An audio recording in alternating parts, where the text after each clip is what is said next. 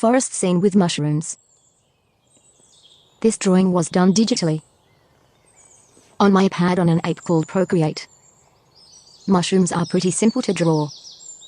They have a top part called the cap, which looks like a mashed half sphere, and a bottom part which looks like a small tree trunk called a stalk. These are 3D shapes, so any lines should curve around them. You don't have to draw these lines every time, but it helps to understand the shape.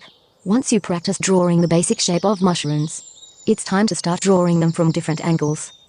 This mushroom will be turned away so you can see its underside. It is still a smashed half of a ball for the cap, and cylinder trunk shape for the stalk.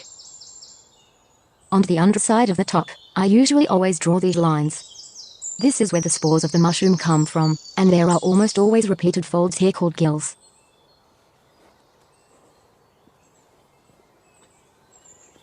Usually mushrooms appear together in groups. I usually start with all the caps and then add the stalks. Repeating shapes for a group of mushrooms is nice, but sometimes you need variety. Mushrooms can come in lots of different shapes. If you start with the caps, it is easier to plan out where to put the mushrooms. Then draw the stalks underneath the caps.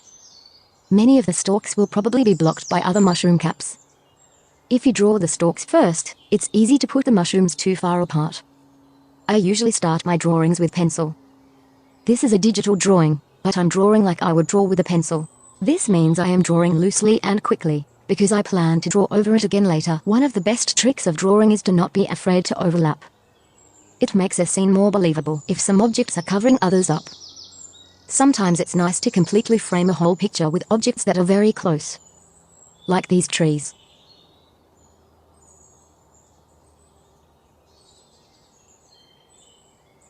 Now that I've finished my sketch, I will draw my final lines. This is a technique that a lot of artists use. It lets you make mistakes, and then fix them. Art is always best when the artist isn't afraid to make mistakes and fix them.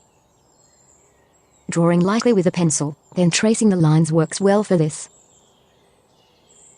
Basically it separates the drawing into two separate jobs. Job 1, the pencil plans everything out quickly, and doesn't worry about details or being perfect. Job 2, the pen finishes everything, it doesn't worry about planning anything out, just details and style. Sometimes in art these jobs are done by separate artists collaborating together. Or one artist can just do both.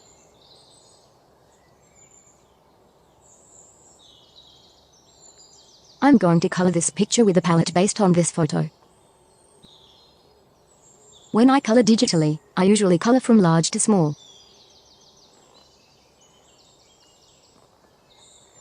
I color everything one color, then slowly color the details. It's a method of coloring that you can really only do digitally. I think that this will probably be the least helpful part of this video.